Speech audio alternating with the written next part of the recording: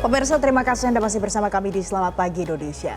Jadi, untuk mengikuti jejak Australia yang menerbitkan Undang-Undang Pembatasan Usia Pengguna Media Sosial atau Medsos, pemerintah melalui Kementerian Komunikasi dan Digital akan mengeluarkan aturan terkait batas usia mengakses media sosial.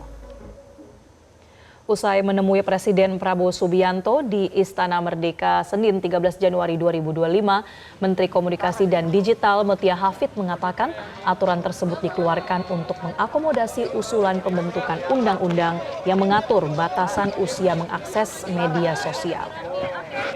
Ya, pemirsa, Menkom Digi juga menyebut bahwa Presiden mempunyai atensi yang besar terhadap anak-anak Indonesia, khususnya di ranah digital. Mutia Hafiz mengakui pembentukan undang-undang tersebut bisa memakan waktu lama karena masih dikaji oleh DPR. Dan pihaknya pun masih harus mempelajari pembatasan usia bermedsos secara detail.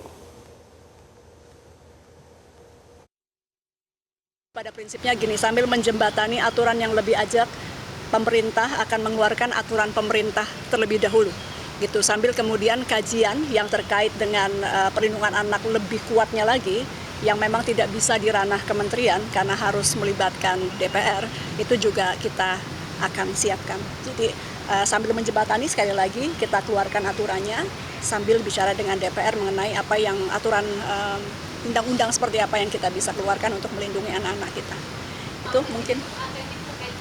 Presiden kalau terkait anak-anak memang sangat atentif. Tadi beliau sampaikan, lanjutkan, dipelajari, dan agar bisa dilaksanakan, beliau amat mendukung bagaimana pelindungan anak ini bisa dilakukan ke depan di ranah digital kita.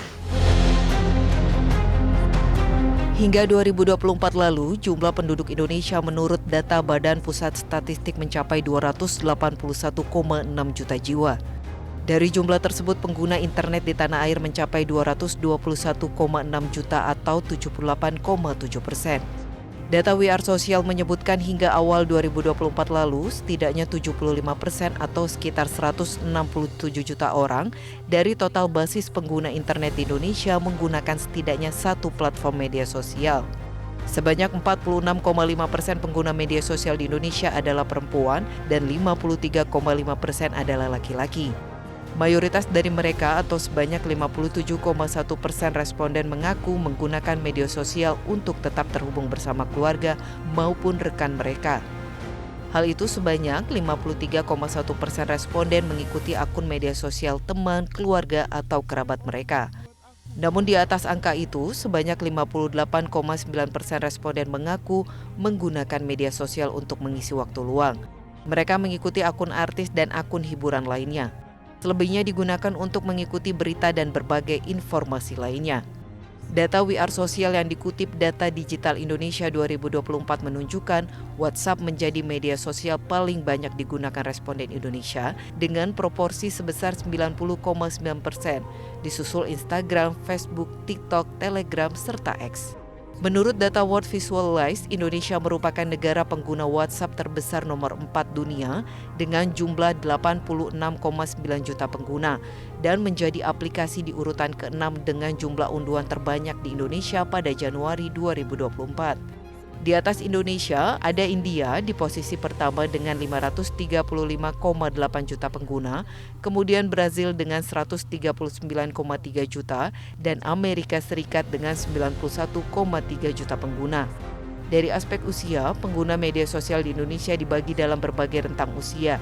Usia 5 hingga 12 tahun sebanyak 12,43%. Yang mengkhawatirkan, pengguna media sosial di tanah air menghabiskan waktu 38 jam 26 menit dalam sebulan untuk mengakses TikTok. Dilanjut YouTube dengan rata 31 jam 28 menit dan WhatsApp dengan rata di 26 jam 13 menit dalam satu bulannya. Sebagai catatan, jumlah pengguna TikTok di Indonesia mencapai 157,6 juta orang dan masuk dalam negara terbesar pengguna TikTok. Pengguna medsos dengan segala dampaknya pada masa kini dan terus meningkatnya jumlah pengguna medsos di kalangan anak-anak, tak heran jika Parlemen Australia mengesahkan undang-undang untuk melarang anak-anak dan remaja menggunakan media sosial. Australia menjadi negara pertama yang memberlakukan pembatasan semacam ini. Undang-undang terkait aturan ini disahkan Senat Australia pada 28 November tahun lalu untuk melarang siapapun berusia kurang dari 16 tahun menggunakan media sosial seperti TikTok, Instagram, Facebook, hingga X. Perdana Menteri Albanese menyebut pelarangan ini berlaku mulai akhir tahun ini untuk melindungi kesehatan mental dan kemaslahatan anak-anak muda. Social media is doing harm to our children. And today, as a direct result of our legislation passed through the Parliament yesterday, through the Senate and confirmed in the House today, parents can have a different discussion with their young ones, a different discussion that will result in better outcomes and less harm for young Australians. Platforms now have a social responsibility to ensure the safety of our kids is a priority for them. We're making sure that mums and dads can have that different conversation today and in future days. Dalam UU itu diatur pula terkait denda yang jika dirupiahkan mencapai 50 juta rupiah bagi perusahaan pelanggar. Namun demikian masih menurut undang-undang, pengelola media sosial tak bisa memaksa penggunanya memberi bukti identitas untuk memastikan usia mereka. Lantas bagaimana dengan Indonesia? Meski pemerintah baru akan membahasnya dengan DPR, setidaknya jalan untuk melindungi anak-anak Indonesia telah dirintis.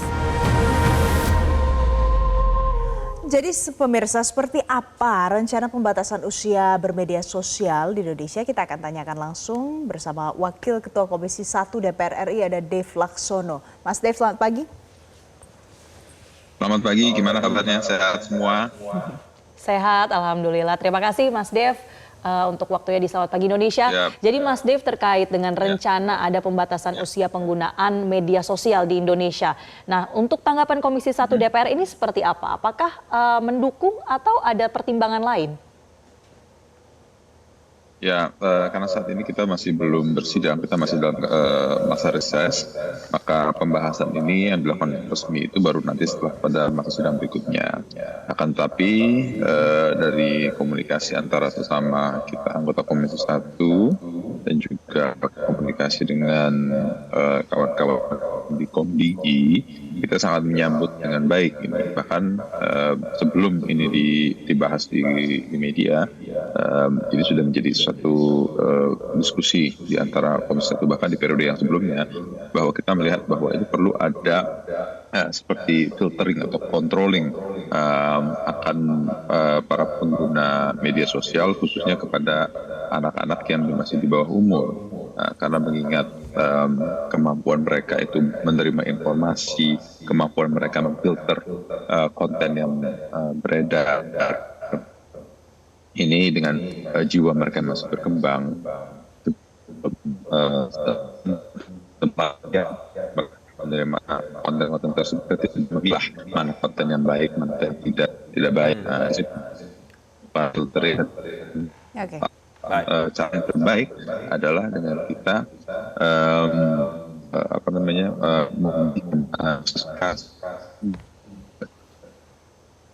Baik, Mas Dev. Ya. Cukup bijak untuk melihat, memilah mana konten yang layak ataupun yang tidak untuk mereka terima.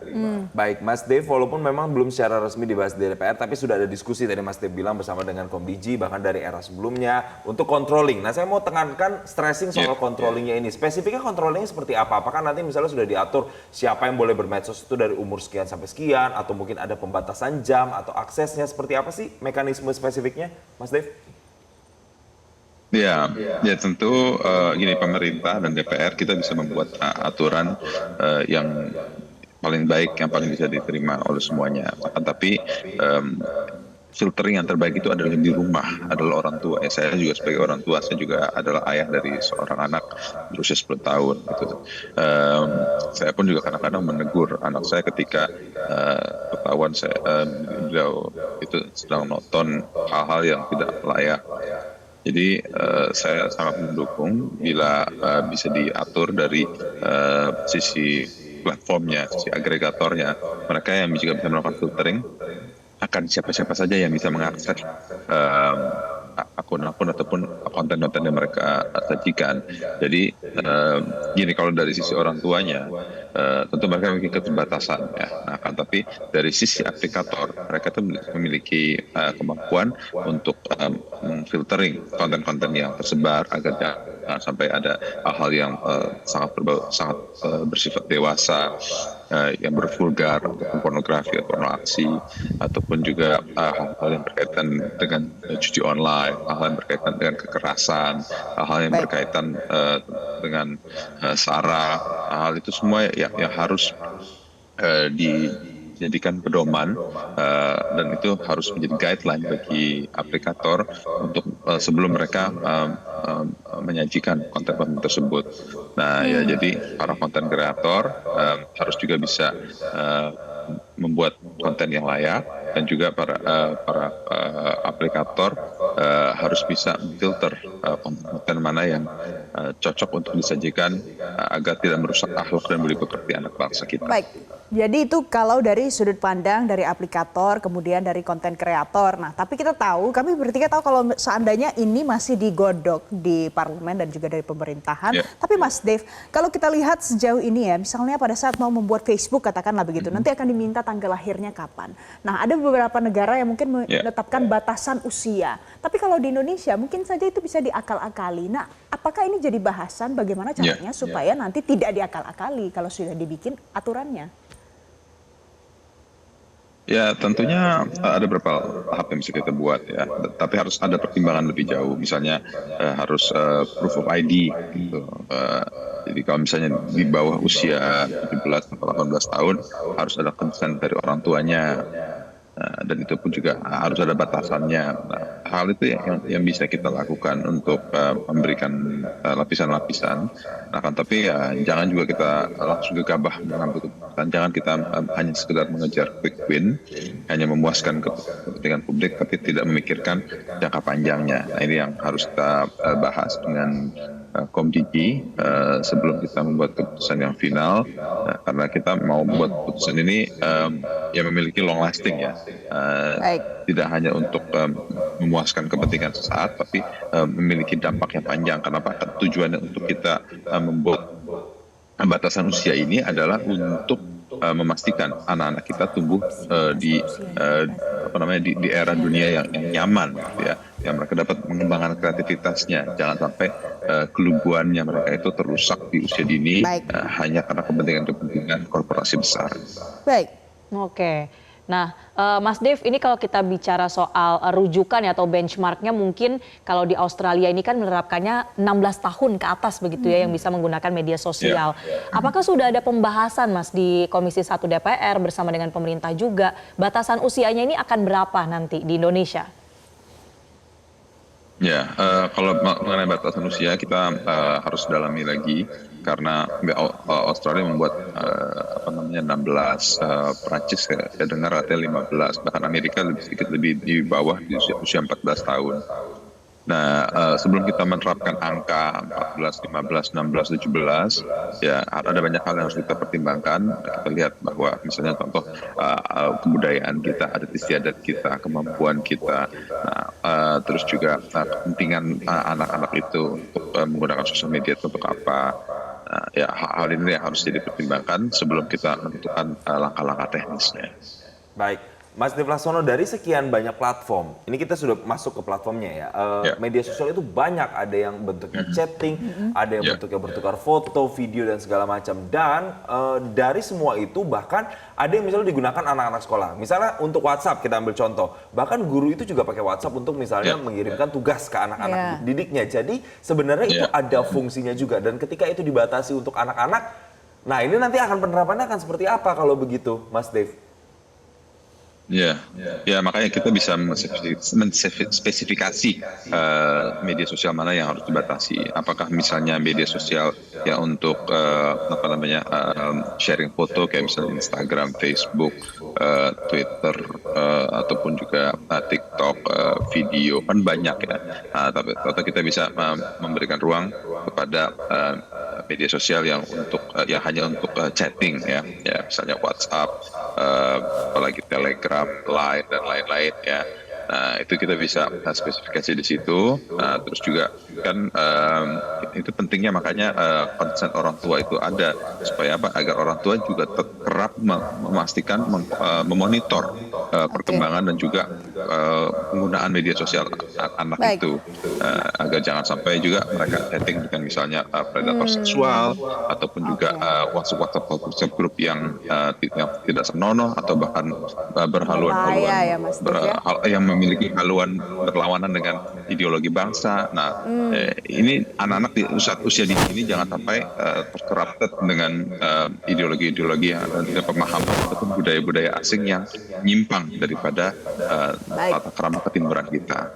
Baik, jadi mudah-mudahan nanti dari DPR, kemudian dari pemerintah juga bisa menggodok aturan ini dan mudah-mudahan nanti manfaatnya juga bagus ya untuk anak-anak tanpa mengurangi kegunaan dari media sosial itu untuk kehidupan anak-anak itu sendiri. Mas Dev Laksono, Wakil Ketua Komisi 1 DPR RI, terima kasih sudah bergabung bersama kami di Selamat Pagi Indonesia hari ini.